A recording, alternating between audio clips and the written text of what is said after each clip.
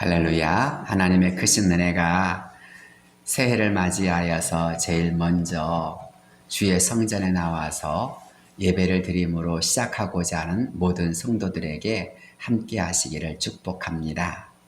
저는 오늘 여러분과 함께 디모데전서 6장 11절로부터 16절까지의 말씀을 통해서 신앙인의 비전과 영광이라는 제목을 통해서 하나님의 은혜를 나누고자 합니다. 우리가 스포츠 경기를 보다 보면 가끔 감동할 때가 있습니다. 주로 절대적으로 불리하거나 지고 있던 선수들이 경기를 포기하지 않고 최선을 다한 결과 예상을 뒤엎고 승리하는 경우입니다. 예를 들어 올해 일본에서 열렸던 하계올림픽 배구대회를 생각해 보십시오. A조 예선 3차전에서 우리나라와 도미니카 공화국이 경기를 하게 되었습니다. 신장과 체력을 앞세운 도미니카 공화국에 우리나라는 15대 9로 패색이 짙고 사기가 꺾여 있었습니다. 그때 어디선가 해보자 후회하지 말고 라면서 팀의 활력을 불어넣는 선수가 나타났습니다. 바로 대표팀의 주장이었던 김연경 선수였습니다. 김연경 선수는 작전 타임 시간 경기의 흐름과 스코어에 동요하던 선수들을 향해 한번 최선을 다해보자라며 격려를 하기 시작했습니다. 이 같은 주장의 모습에 다른 선수들 역시 사력을 다해 경기에 임하기 시작했습니다. 그러자 우리나라 배구 선수들은 도미니카 공화국을 3대2로 역전승을 거두게 되었고 본선에까지 진출하여 4강에 올라가는 이변을 낳았습니다. 누군가의 응원과 격려가 그만큼 큰 힘이 된다는 것입니다. 그것은 자기 스스로에게도 마찬가지입니다. 어떤 사람들은 어떤 어려움 앞에서 스스로를 응원하며 힘을 불어넣는 사람도 있습니다. 올림픽 남자 펜싱 에페 경기에 출전했던 박상영 선수가 그 대표적인 사람이라고 할 수 있을 것입니다. 박상영 선수는 1, 2세트에서 계속 점수를 잃고 마지막 3세트를 남겨두고 있었습니다. 잠깐 쉬는 시간, 그때 박 선수가 혼잣말로 할 수 있다를 외치면서 스스로에게 응원을 하기 시작하였습니다. 그래서였을까요? 그는 9대 13으로 뒤지던 경기를 15대 14로 역전하게 되었고 결국 올림픽 금메달리스트가 되었습니다. 흔히 펜싱 에페 경기에서는 연속 득점하기가 매우 힘들다고 합니다. 전신이 공격 허용 범위이기 때문이기도 하고 동시타도 인정되기 때문에 그의 우승을 두고 한마디로 기적이라고 말한다고 합니다. 바로 포기하지 않고 스스로를 응원했기 때문이지요. 그렇습니다. 누군가의 응원이나 또 자기 자신이 응원하는 것을 통해서 어떤 일에 승리하는 것은 자신에게나 또는 동료 또는 그것을 지켜보는 모든 사람들에게 큰 울림과 감동을 줍니다. 어쩌면 오늘 우리가 읽은 본문의 말씀도 마찬가지입니다. 본문을 살펴보면 사도 바울은 영적인 아들이자 목회자인 디모데를 향해 믿음의 선한 싸움을 싸우라, 영생을 취하라고 권면하며 그를 응원하고 있습니다. 이 권면을 통해서 사도 바울은 디모데에게 성도로서 또는 목회자로서 새로운 비전과 또는 새로운 비전을 심어주고 영광의 사람이 될 것을 격려하고 있습니다. 그에게 주는 새로운 비전인 무엇입니까? 한마디로 말하면 승리입니다. 승리, 그것이 주님을 믿고 따른 자들이 얻어야 할 궁극적인 목적이자 또한 비전이며 가장 영광스럽고 즐거운 일이라는 것입니다. 그렇다면 우리에게 주시는 그런 새로운 신앙의 비전, 승리를 위해선 우리가 어떻게 해야 할까요? 먼저 나의 비전을 명확하게 해야 합니다. 비전이 분명할 땐 흔들리지 않습니다. 비전이 분명할 땐 뜻한 바를 이루기 위해 최선을 다해 달려가게 됩니다. 본문 11절로부터 12절 말씀을 보십시오. 오직 너 하나님의 사람아, 이것들을 피하고 의와 경건과 믿음과 사랑과 인내와 온유를 따르며 믿음의 선한 싸움을 싸우라. 영생을 취하라. 이를 위하여 내가 부르심을 받았고 많은 증인 앞에서 선한 증언을 하였도다. 사도 바울은 디모데를 향하여서 하나님의 사람이라고 부르고 있습니다. 하나님의 사람답게 피할 것이 있고 최선을 다해 노력해야 할 것이 있다고 말씀하고 있습니다. 그렇다면 하나님의 사람이 피해야 할 것이 무엇입니까? 앞선 9절로 10절 말씀이지요. 부하려 하는 자들은 시험과 올무와 여러 가지 어리석고 해로운 욕심에 떨어지나니 곧 사람으로 파멸과 멸망에 빠지게 하는 것이라. 돈을 사랑함이 일만 악의 뿌리가 되나니 이것을 탐내는 자는 미혹을 받아 믿음에서 떠나 많은 근심으로써 자기를 찔렀도다. 바로 물질에 대한 욕심을 경계하라고 권면하고 있습니다. 물질이 문제가 아니라 물질에 대한 욕심, 곧 탐욕이 시험과 올무와 파멸과 멸망에 빠지게 되는 원인이 된다는 것입니다. 그것 때문에 성도들이 넘어지고 지도자가 넘어졌습니다. 우리가 잘 아는 아간이 넘어졌고 게하시가 넘어졌습니다. 누구보다 예수님께 큰 신뢰와 사랑을 받았던 가룟 유다도 넘어지고 말았습니다. 그래서 주님은 이것 때문에 가룟 유다를 향하여 차라리 나지 않았더라면 좋았을 것을 이라는 말까지 하지 않으셨습니까? 그렇습니다. 누구나 피하고 경계해야 할 일이 있습니다. 우리를 넘어지게 하고 쓰러지게 하는 것들이 분명 있습니다. 어떤 사람들은 사람 좋아하는 것이 문제가 될 때도 있고 어떤 사람은 물질이나 명예가 문제가 될 때도 있습니다. 어떤 사람은 교만함이나 반대로 열등감이 문제가 되는 사람도 있고 또 어떤 사람은 우유부단함이 문제가 되거나 또 어떤 사람은 조급함이 문제가 되기도 합니다. 어떤 사람은 지나치게 등산을 좋아하다가 문제를 당하는 사람도 있고 어떤 사람은 낚시를 좋아하다가 그만 가장 소중한 것을 잃고 마는 사람이 있습니다. 어떤 사람은 말하는 것을 좋아하다가 그 입 때문에 문제가 되는 경우도 있고 어떤 사람은 참지 못하는 것 때문에 문제가 되기도 합니다. 그렇습니다. 사람은 저마다 조심하고 경계해야 할 부분이 있습니다. 그러나 다른 한편 최선을 다해 노력해야 할 부분을 가지고 있기도 합니다. 사도 바울은 디모데를 향하여서 의와 견건과 믿음과 사랑과 인내와 온유에 힘쓸 것을 권면합니다. 그것은 하나님을 기쁘시게 하는 것이자 신앙의 방향성을 결정해 주기 때문입니다. 방향이 분명하면 시행착오가 줄어들고 그만큼 더 큰 집중력과 효과를 나타낼 수가 있습니다.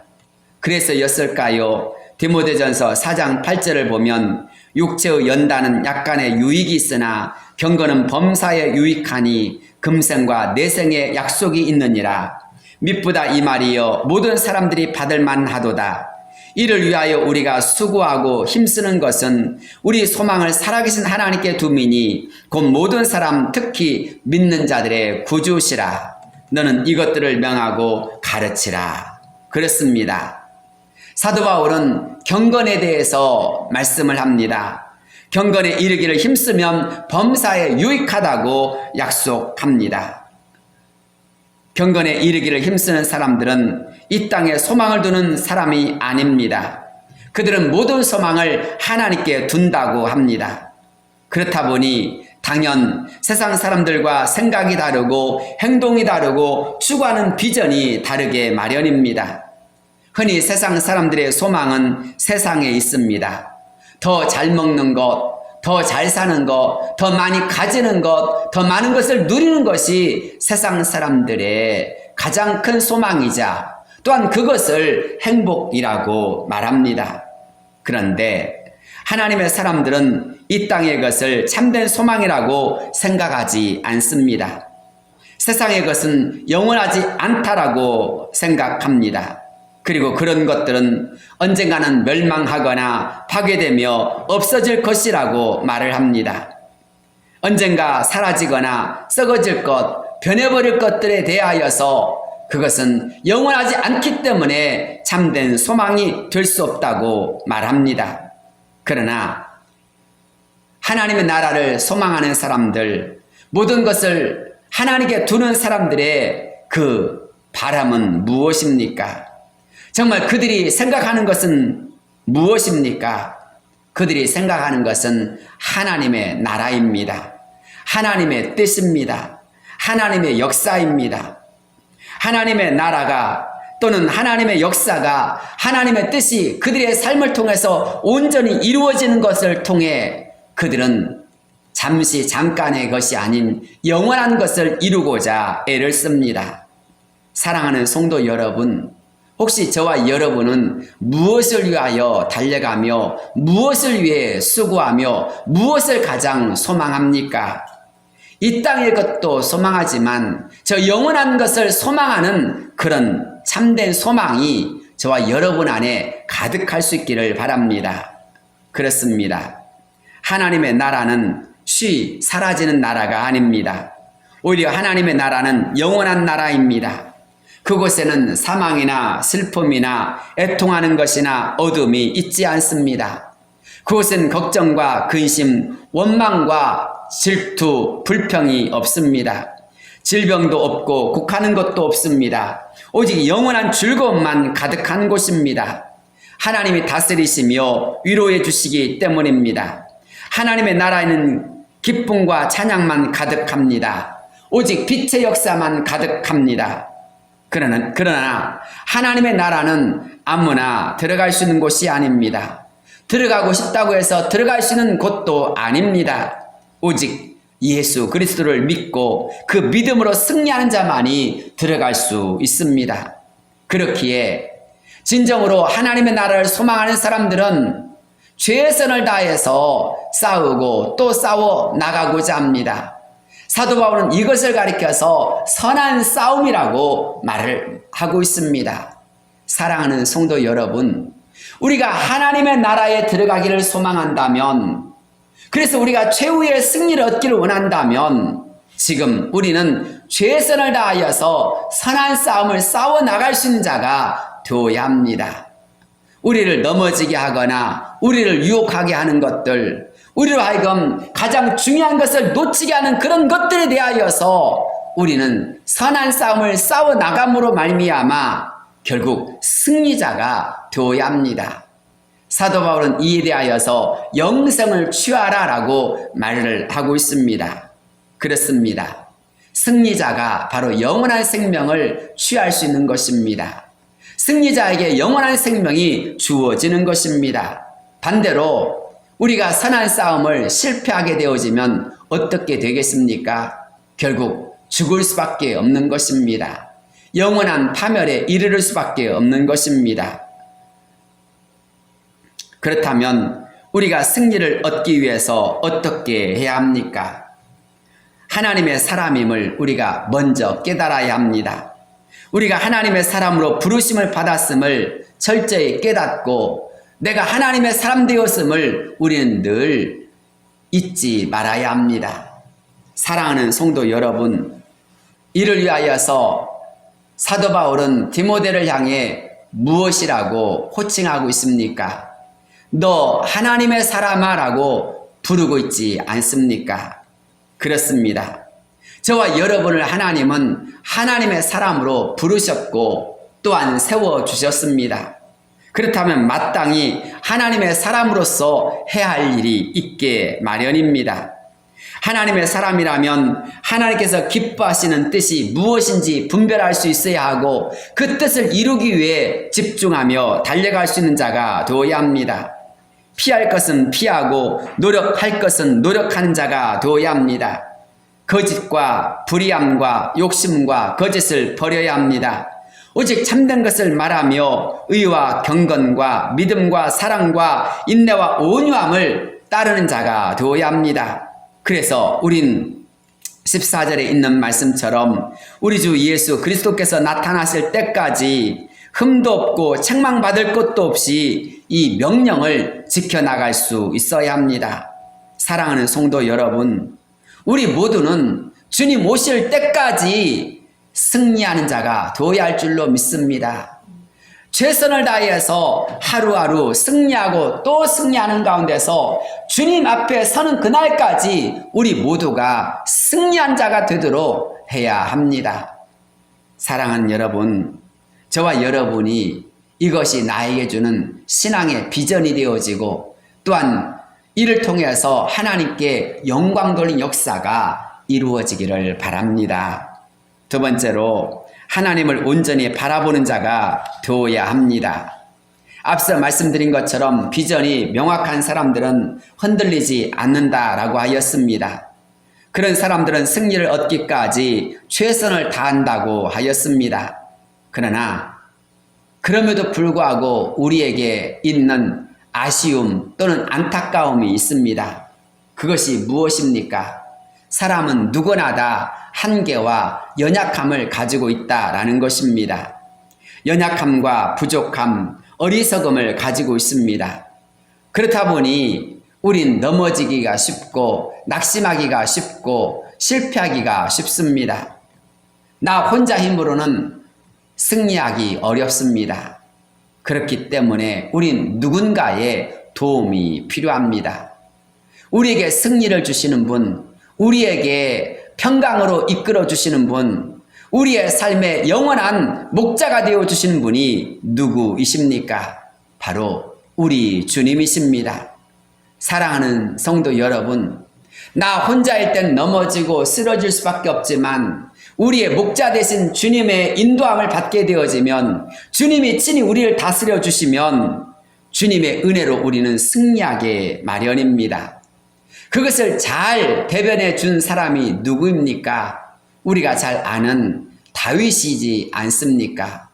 다윗은 시시각각 수많은 싸움과 어려움이 그에게 다가올 때마다 하나님을 그의 힘으로, 하나님을 그의 구원자로, 하나님을 그의 반석으로 고백하며 하나님으로 인하여 싸우며 나아갔습니다.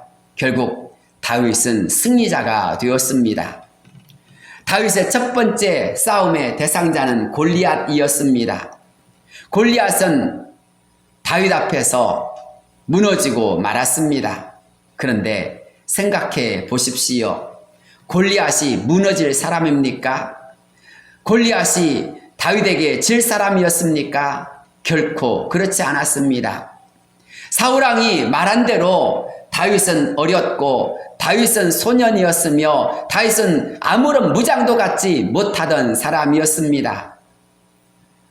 사울왕이 볼 때나 모든 이스라엘 사람들이 보았을 때 다윗은 절대로 그 싸움에서 승리할 수 있는 사람이 아니었습니다. 그런데도 불구하고 다윗이 골리앗을 향하여 외치며 나갈 때 했던 말이 무엇입니까? 너는 칼과 창과 단창으로 내게 나아오거니와 나는 내가 모욕하는 이스라엘 만군의 하나님 여호와의 이름으로 내게 나아가노라. 오늘 하나님이 너를 내 손에 붙이실 줄 나는 확신하노라 라고 하며 그는 믿음으로 나아갔고 믿음으로 싸우지 않았습니까? 그런데 놀랍게도 그의 싸움에서 하나님이 대신 싸워주심으로 말미암아 그 싸움에서 다윗은 큰 승리를 얻게 되었습니다. 다윗 앞에서 골리앗은 거꾸러지고 말았고 다윗은 골리앗의 칼을 빼어서 그의 목을 쳤습니다. 다윗은 승리자가 되어졌고 다윗은 하나님의 살아계심을 드러내는 자가 되었습니다. 다윗은 작고 약하였지만 하나님은 강하고 하나님은 능력자였기 때문입니다. 사랑하는 성도 여러분, 그래서 다윗이 했던 말이 무엇입니까? 다윗이 고백했던 찬양이 무엇입니까? 시편 121편의 말씀이지요. 내가 산을 향하여 눈을 들리라. 나의 도움이 어디서 올까? 나의 도움은 천지를 지으신 여호와에게서로다. 여호와께서 너를 실족하지 아니하게 하시며 너를 지키신 이가 졸지 아니하시리로다. 이스라엘을 지키신 이는 졸지도 아니하시고 주무시지도 아니하시리로다. 여호와는 너를 지키신 이시라. 여호와께서 내 오른쪽에서 내 그늘이 되시나니 낮의 해가 너를 상하게 하지 아니하며 밤의 달도 너를 해치지 아니하리로다. 여호와께서 너를 지켜 모든 환난을 면하게 하시며 또 내 영혼을 지키시리로다. 여호와께서 너의 출입을 지금부터 영원까지 지키시리로다. 아멘. 그렇습니다. 우리의 도움이 하나님께로부터 올 때에 우리는 승리하며 하나님의 은혜 가운데서 형통한 자가 될 수 있습니다. 요셉도 그러했습니다. 요셉은 그의 아버지도 그의 형들도 그의 그 어떤 가족들도 도와주지 않았습니다. 아니 오히려 그의 형제들은 요셉을 죽이려고 했고 요셉을 미디안 사람들에게 노예로 팔아버리기도 하였습니다. 철저히 가족으로부터 버림을 받았고 철저히 배신을 당한 것입니다. 그러나 하나님은 그와 함께 하여 주셨고 그를 도와주셨습니다. 사람 때문에 곤란을 당하였지만 요셉이 언제나 하나님을 의지하였을 때 하나님은 그를 형통한 자가 되게 하셨고 사람 앞에서 가장 높은 자로 세움을 받게 해 주셨습니다. 사랑하는 성도 여러분, 우리의 도움도 하나님께로부터 옴을 기억하시길 바랍니다. 그래서 하나님을 바라보며 하나님을 의지함으로 우리 모두 승리한 자가 될 수 있기를 바랍니다. 하나님이 함께 하시면 또 하나님께서 도와주시면 연약하고 허물 많은 우리들도 그의 힘으로 승리할 수 있습니다. 하나님이 도와주시면 하나님의 도우심으로 말미암아 우리도 마침내 하나님의 영광을 드러내는 자가 되어지며 형통할 수 있는 자가 되어집니다. 우리가 잘 아는 사도 바울을 생각해 보십시오. 사도 바울은 고린도후서 12장에서 자신의 약함을 고백하고 있습니다. 대사도였던 사도 바울이었지만 그에게도 육체의 가시가 있었습니다. 이로 인하여서 모든 사역을 감당할 때마다 늘 두렵고 떨리며 불안했었습니다. 그것을 제거해달라고 그는 3번이나 하나님께 부르짖으며 기도했다고 하였습니다. 고린도후서 12장 7절로부터 10절까지의 말씀이지요.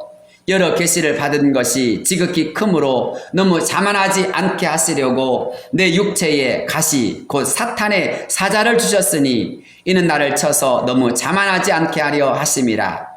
이것이 내게서 떠나가게 하기 위하여 내가 3번 죽게 간구하였더니 나에게 이르시기를 내 은혜가 내게 족하도다. 이는 내 능력이 약한 데서 온전하여 짐이라 하신지라. 그러므로 도리어 크게 기뻐함으로 나의 여러 약한 것들에 대하여 자랑하리니 이는 그리스도의 능력이 내게 머물게 하려 함이라. 그러므로 내가 그리스도를 위하여 약한 것들과 능력과 궁핍과 박해와 곤고를 기뻐하노니 이는 내가 약한 그때에 강함이라. 그렇습니다. 대사도 바울이 이렇게 큰 역사를 이룰 수 있었던 것은 내가 약하기 때문이 아닙니다. 그리스도의 능력이 내게 머물고 있었기 때문에 오히려 약함을 딛고 그는 승리할 수 있게 된 것입니다. 사도 바울에게 있어서 모든 것을 가졌고 모든 것을 할 수 있었기 때문이 아니라 그는 약하였지만 그를 도우신 하나님이 계셨기 때문에 그는 약함을 딛고 일어나 승리하게 되어지며 하나님의 큰 승리를 나타낸 자가 될 수 있었다라는 것입니다. 사랑하는 여러분, 저와 여러분이 깨달아야 될 것이 바로 여기 있습니다. 하나님의 능력이 내게 머물면 약한 나도 어려움을, 힘듦을 잘 감당해낼 수 있는 자가 되어집니다. 그리고 그것을 넘어서 승리하며 하나님의 영광을, 하나님의 살아계심을 나타내는 자가 될 수 있다는 것입니다. 그런 점에서 저와 여러분이 온전히 하나님을 바라봄으로 말미암아 약함을 도우시는 하나님, 우리의 부족함을 채우시는 하나님, 모든 일이 합력하여 선을 이루시는 하나님의 역사하심을 경험함으로써 2022년에는 나에게 주시는 새로운 신앙의 비전과 하나님의 뜻이 온전히 이루어지는 삶을 살 수 있기를 주의 이름으로 축복합니다. 마지막 세 번째는 우리 모두가 더욱 우리에게 주어진 일에 분발하며 달려가는 자가 될 수 있기를 바랍니다. 우리 모두는 각자 올해보다 2022년을 생각하면서 주님, 2021년에는 내가 이러이러한 부분에 있어서 부족함도 있었습니다. 그러나 2022년에는 보다 더 새로운 역사가, 또한 정말 하나님의 뜻을 이룬 역사가 이루어지기를 원합니다 라고 기도하며 또한 소망하였을 것입니다. 그런데 중요한 것은 그렇습니다.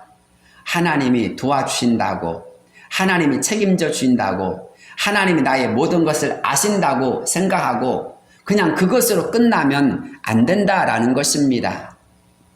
역시 거기에 우리의 최선을 다한 집중력이 필요합니다. 또한 노력도 필요한 것입니다.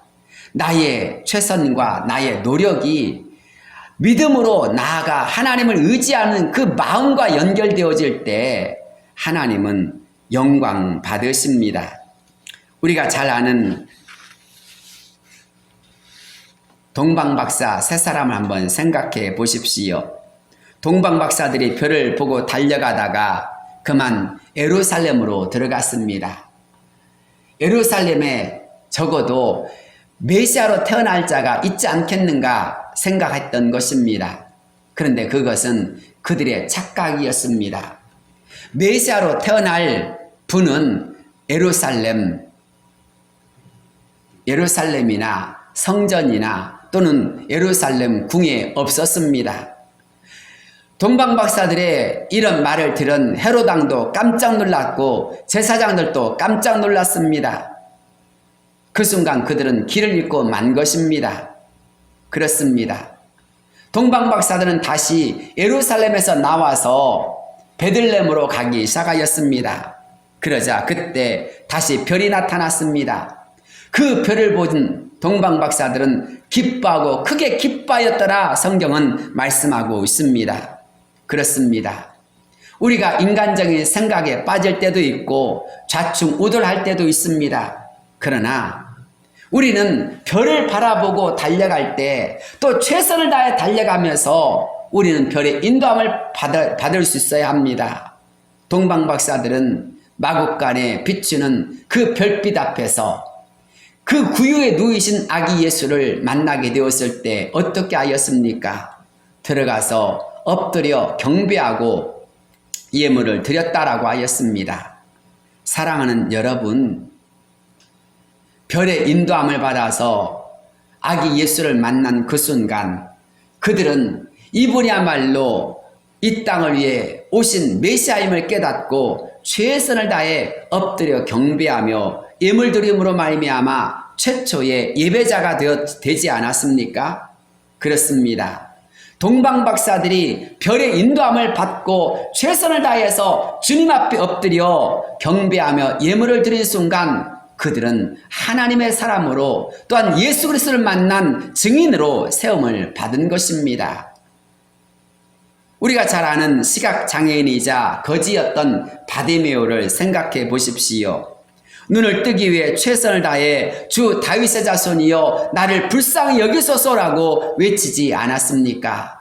그러자 주변에서 그를 향하여 꾸지람합니다. 말 좀 조용히 하라고 합니다. 그러나 그럴수록 그는 더 크게 외치기 시작하였습니다. 그때 주님이 그를 부르셨습니다. 그때 그는 주님 앞에 나가서 자신의 소원을 아뢰었습니다. 그리고 그는 자신의 문제를 해결받았습니다. 키가 작은 삭개오는 어떻습니까? 예수님을 만나보겠다는 일념으로 뽕나무 위에까지 올라가지 않았습니까? 12를 혈루병으로 고통당하던 여인이 어떻게 하였습니까? 수많은 사람들을 뚫고 예수님께로 더 가까이 나가는 가운데서 마침내 예수님의 뒤로 와서 옷자락에 손을 대는 그런 자가 되지 않았습니까? 또 중풍병자인 친구를 고치기 위해 4명의 친구는 어떻게 하였습니까? 사람들로 인해 길이 막히자 침상을 메고 지붕 위로 올라가서 지붕을 뜯고 침상째 달아 내리지 않았습니까? 친구를 살리겠다는 일념 때문입니다. 그 목적 때문에 그들은 사람들의 시선과 비난, 물질적인 손해까지도 다 감당해내면서 결국 기적을 만들어낸 것입니다. 그렇습니다. 믿음과 함께 주님의 은혜가 주어졌을 때 최선을 다하는 노력도 필요한 것입니다. 사랑하는 여러분, 2022년 여러분의 비전은 무엇입니까? 여러분이 정말 하고 싶은 소망은 무엇입니까? 주님과 함께 최선을 다해 전진하실 수 있는 자가 되시기를 바랍니다. 주님께서 그렇게 최선을 다하는 자들을 기뻐하시고 그들에게 은혜 베풀어 주시며 그들에게 필요한 것들을 때를 따라 공급해 주실 줄로 믿습니다.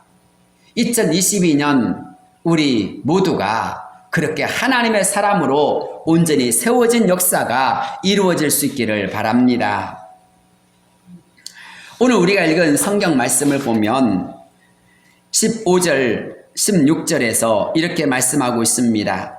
기약이 이르면 하나님이 그의 나타나심을 보이시리니 하나님은 복되시고 유일하신 주권자이시며 만왕의 왕이시며 만주의 주시요 오직 그에게만 죽지 아니함이 있고 가까이 가지 못할 빛에 거하시고 어떤 사람도 보지 못하였고 또 볼 수 없는 이시니 그에게 존귀와 영원한 영광을 돌릴지어다. 아멘. 그렇습니다. 기약이 이르면 하나님이 그의 나타나심을 보이신다라고 하였습니다. 때가 되어지면 하나님께서 하나님 되심을 우리에게 확실하게 보여주시겠다라고 하시는 것입니다. 지금은 희미합니다. 지금은 약속일 때가 있습니다. 그러나 때가 되어지면 하나님의 하나님 되심이 나타나는 때가 있을 때까지 우리가 해야 될 일이 무엇입니까? 우리에게 주어진 일에 최선을 다해서 노력하고 전진하는 것입니다. 눈물을 흘리면서 씨를 뿌리는 작업이 필요한 것입니다. 때가 되어지면 마침내 거두게 되어진 날이 오게 되어질 줄로 믿습니다. 공부하는 학생이라면 공부에 전념하실 수 있길 바랍니다. 또한 기도하는 사람이라면 그 기도에 최선을 다해서 믿음으로 나아가며 하나님께 엎드리실 수 있는 자가 되기를 바랍니다. 사명을 받은 자라면 사명을 감당한 자가 되십시오. 또한 우리에게 주어진 일에 우리가 가정이나 직장이나 그 어떤 일에도 최선을 다할 때 하나님이 기뻐 받으시고 마침내 그 모든 일에 하나님의 하나님 되심을 나타내 주실 일이 나타내 주신 그때가 오게 될 줄로 믿습니다. 그런 면에 있어서 다시 한번 우리의 믿음을 새롭게 하며 비전을 새롭게 함으로 우리 모두 주님이 임재하실 그때에는 영광의 사람이 될 수 있기를 바랍니다. 주님의 영광에 동참하고 주님의 기쁨이 되어진 역사가 이루어지기를 바랍니다. 하나님은 참되신 분이십니다. 하나님은 살아계신 분이십니다. 하나님께서는 모든 것을 다 감찰하시는 분이십니다. 그런 하나님 앞에서 우리의 모든 것이 인정되어지며 기쁨이 되어지며 하나님의 영광이 되어진 자가 다 될 수 있기를 바랍니다. 어느덧 2022년이 시작되어졌습니다. 한 해가 시작되어진 것입니다. 이제 지나간 시간은 되돌릴 수 없습니다. 그런 면에 있어서 하나님 앞에서 우리의 시간이 의미가 있고 기쁨이 되어지고 하나님께 영광이 되어질 수 있기 위해서 주어진 시간 우리 모두 최선을 다하여서 달려간 자가 될 수 있기를 바랍니다. 눈물로 씨를 뿌리러 나간 자는 기쁨으로 그 단을 가지고 돌아오리로다. 이것이 저와 여러분의 삶이 되어지고 또한 신앙이 되어짐으로 말미암아 주님으로부터 착하고 충성된 종이라고 인정받을 수 있는 모두가 될 수 있기를 바랍니다. 주께서 2022년 여러분과 함께 하시며 여러분에게 큰 은혜 베풀으신 역사가 가득하시기를 주의 이름으로 축복합니다. 기도하겠습니다.